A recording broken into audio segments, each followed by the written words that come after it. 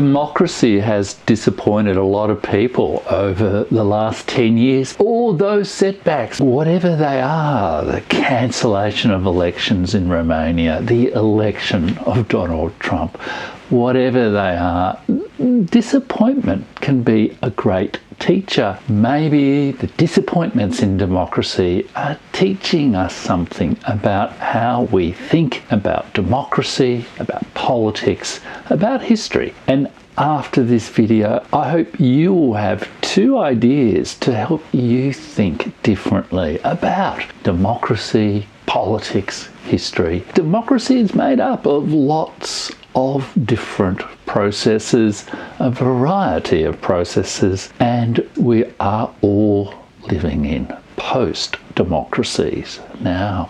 I'm Jeff Rich. This is the Burning Archive, where I talk about how world powers and world cultures play out in world history, both in the past and in today. In this video, I'm going to talk you through the idea of post-democracy and three main ways in which we can maybe think differently about our political societies today. How perhaps being a post-democracy is not all a bad thing, and freeing your mind to think a little bit differently about the common problems we all need to sort out together politically. But first of all, let's have a little look at the word democracy and post-democracy as well.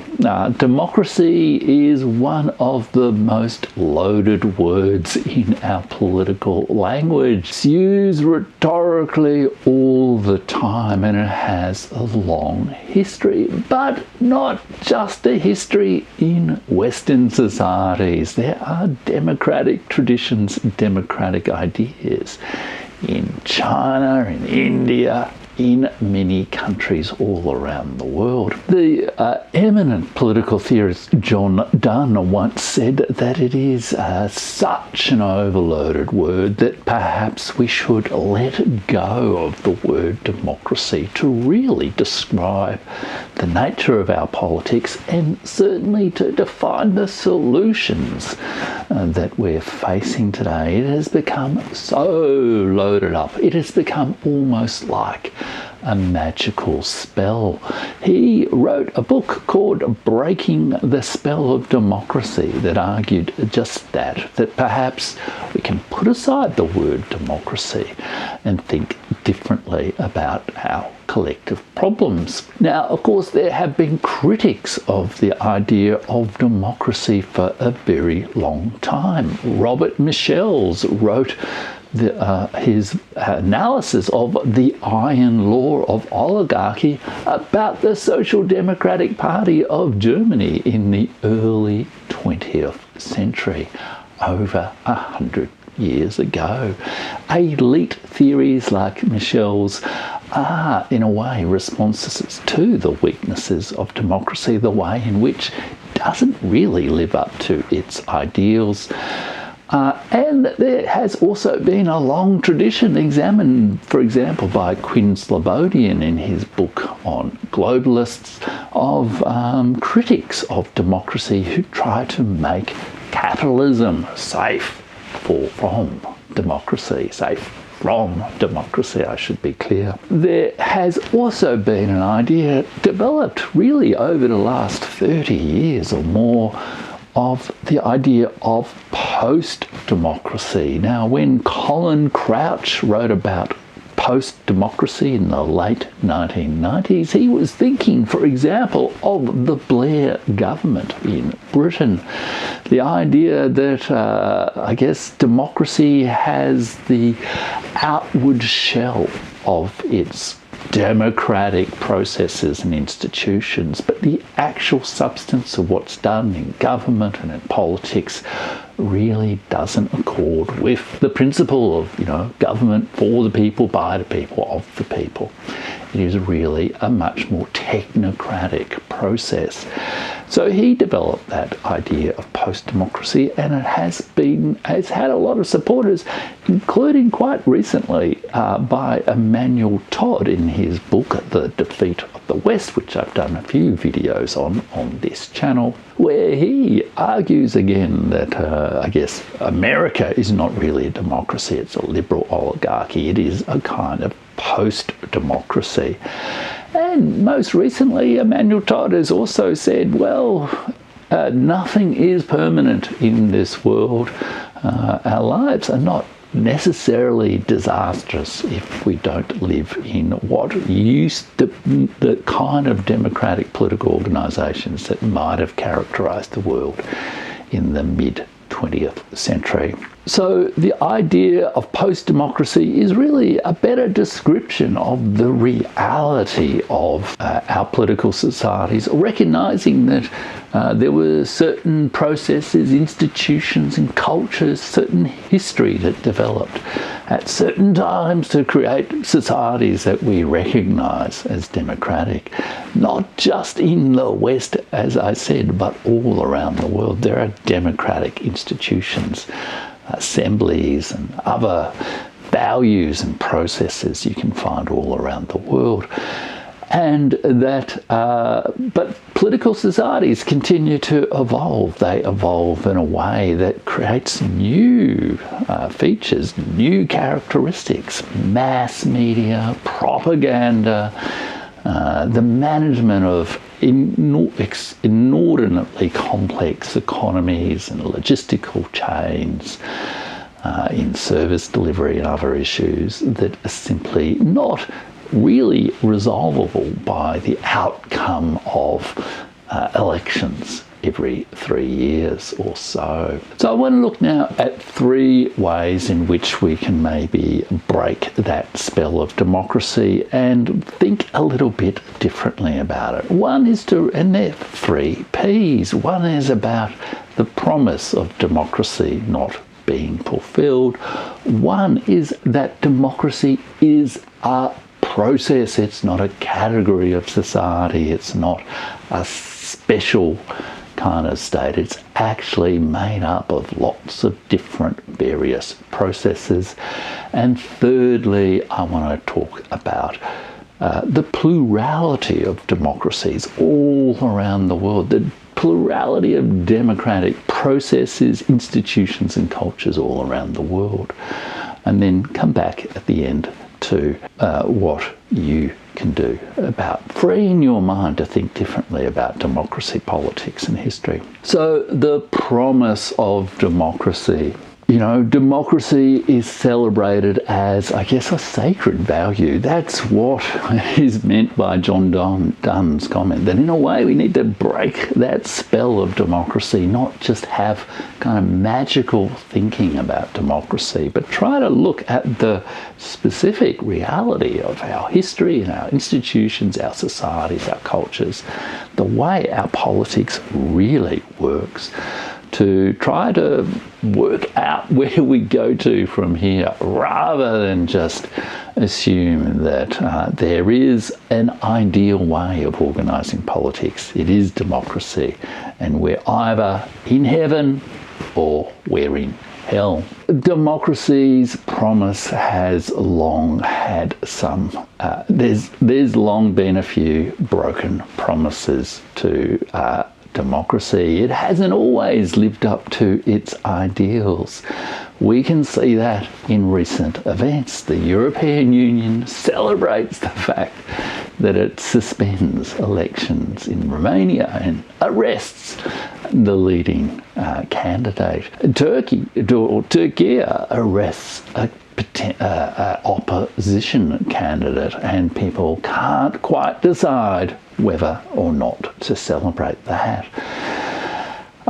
Syria is taken over by Islamic extremists, and we celebrate that as a democratic achievement. Things have got a bit weird, and it's become especially weird over the last decade or so as democracy has been used as a slogan in an international conflict, the war between democracies, the free world, and autocracies defined as China, Russia, Iran, Even mentioning India there, many Americans would hold their nose and claim that India is not really a democracy, even though in many ways it organised an election of 1.4 billion people more successfully than America does. So the key thing, I think, is its democracy is manifestly not lived up to its promise. As a way of describing political reality, it just doesn't really.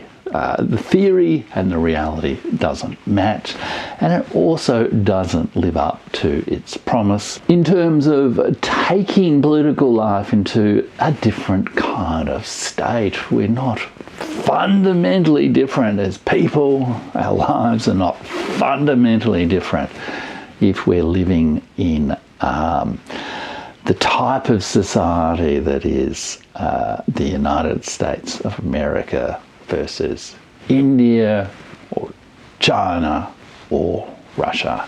There are more commonalities. There is not a simple categorical distinction between democracies and all the rest of bad political societies. The second theme I wanted to develop is the idea that democracy is not a system or a society. It is a set of processes. In some ways, this is an idea developed from the historian Felipe Fernandez Armesto, who wrote in his book Civilization that civilization is not a category of society, it's not a higher state of society.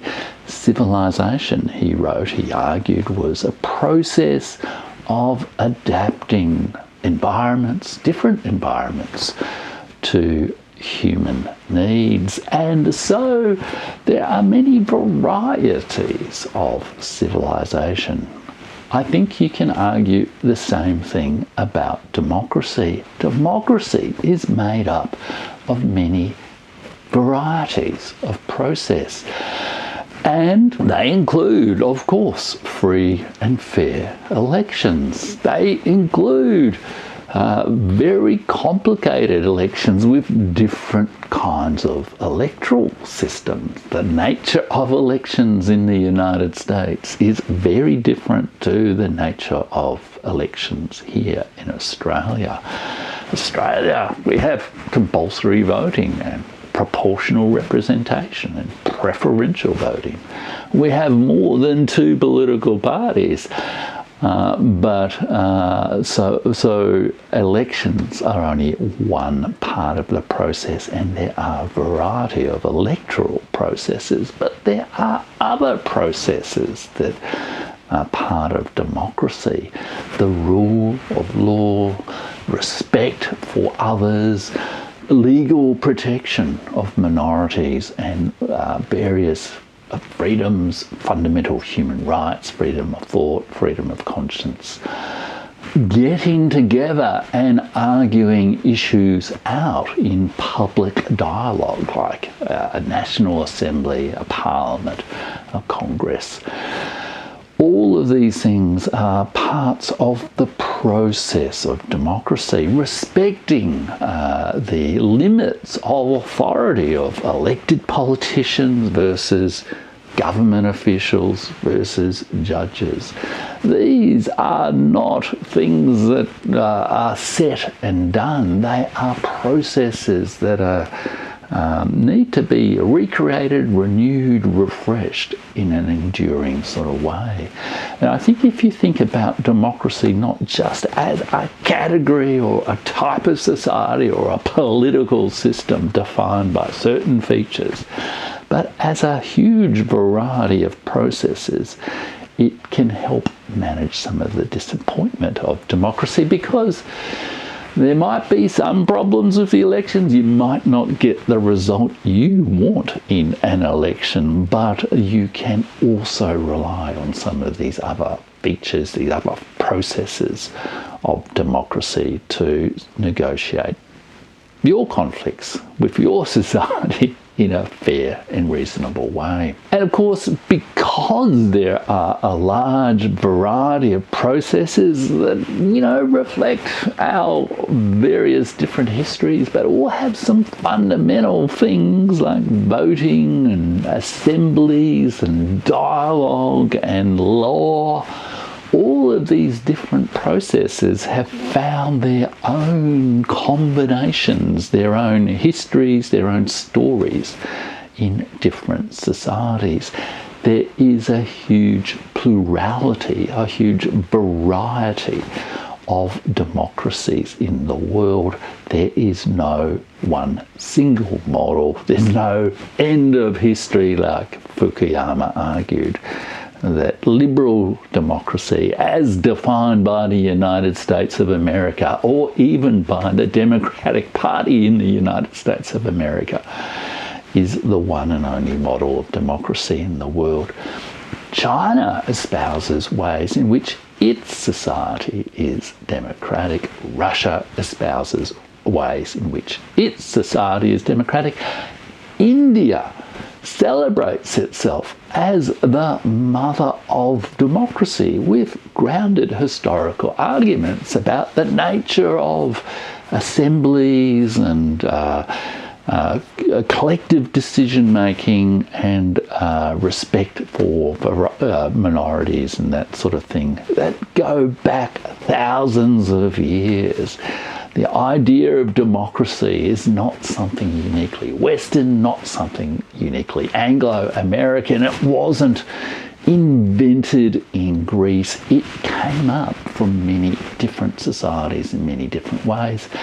And the way in which it is expressed in contemporary terms is also quite different. One should also realise about that is there are democratic processes and there are other kinds of political processes that shape all societies, those defined by the West as democracies, those defined by the West as autocracies.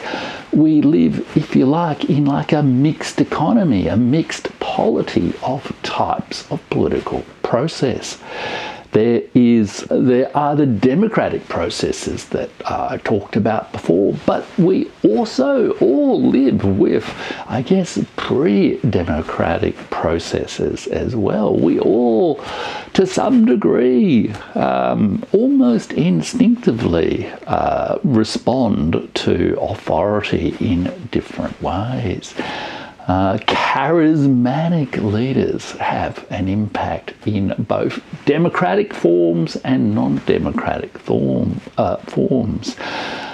Tradition plays a role, so there are many kinds of pre-democratic processes that make their presence felt even in democratic societies. And I would argue this is also perhaps the best way of thinking about post-democratic societies. Post-democratic societies are not a categorically different kind of society.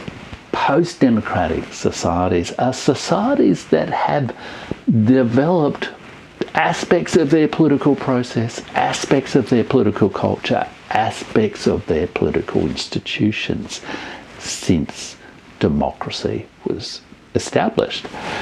And since in many countries that are around the world, some form of democracy has been established since the early 20th century, since at least the early 20th century. And especially since 1945, with the end of decolonisation in the 1970s, and the broad end of decolonisation in 1970s. Many of those political societies have developed and responded to technological and social change in dramatic ways.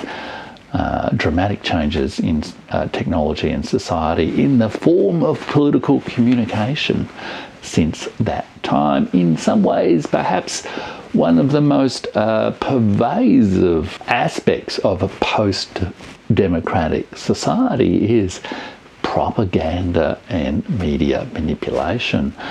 You know, as many of the great original inventors of the science of propaganda in the 1920s, Edward Bernays, I guess, Joseph Goebbels, were people who were developing responses to democratic societies. They were thinking, well, you can achieve certain results through elections and civil dialogue and that kind of thing, but you can also achieve other kinds of political results through these other processes of, you know, misinformation, propaganda, emotional appeals to people.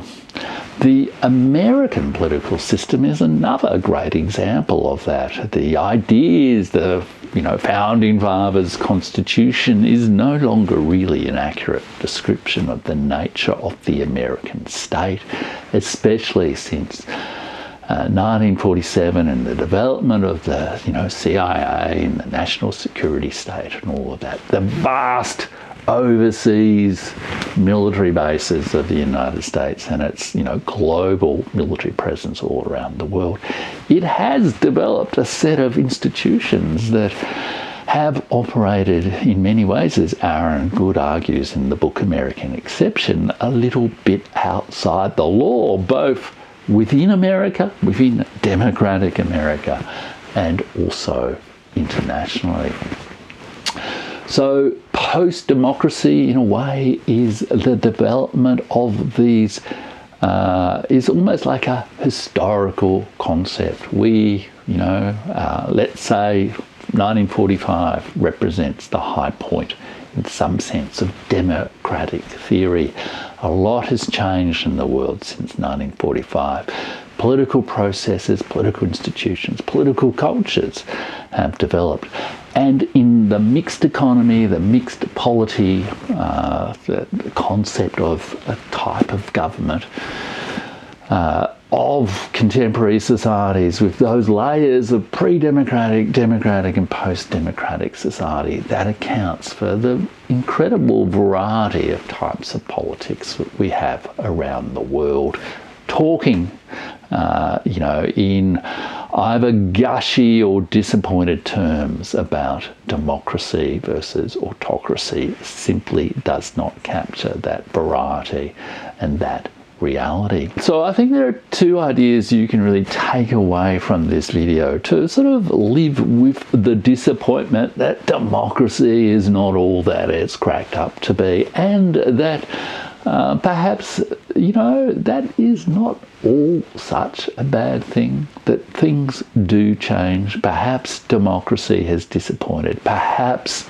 our societies have simply changed, and we all need to learn to live with that disappointment and to adapt to that changing world, to live in tune with that changing world. Those two ideas are the idea of post-democracy, but that post-democracy is not a whole new category of society. It's simply that there are a new layer of processes that some people call totalitarian, some people call technocratic, some people call globalist, that are sort of layered into both our pre-democratic and democratic political processes.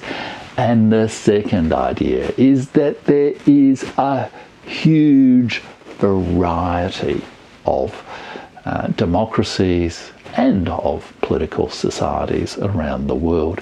And perhaps we should, rather than try to fit everything into two categories of goodies and baddies, try to live with that variety in our political lives. And I think the other thing is perhaps to just let go of the magical thinking about democracy, let go of the illusion of democracy, let go of the deep attachment to democracy as the one and only way of sorting out political values. As Emmanuel Todd says, everything changes. The fact that our lives are not necessarily all that bad, even if we do not live in an ideal democracy. Might be a lesson to us to focus on simpler, more fundamental processes of getting along with each other, dialogue with people who have different opinions, and the peaceful negotiation of conflict, both within our societies and the diplomatic resolution of conflict with other societies. Democracy has been disappointing. We are all living in post-democracies now, but we can all find ways of living in tune with that changing world. Thanks so much for listening.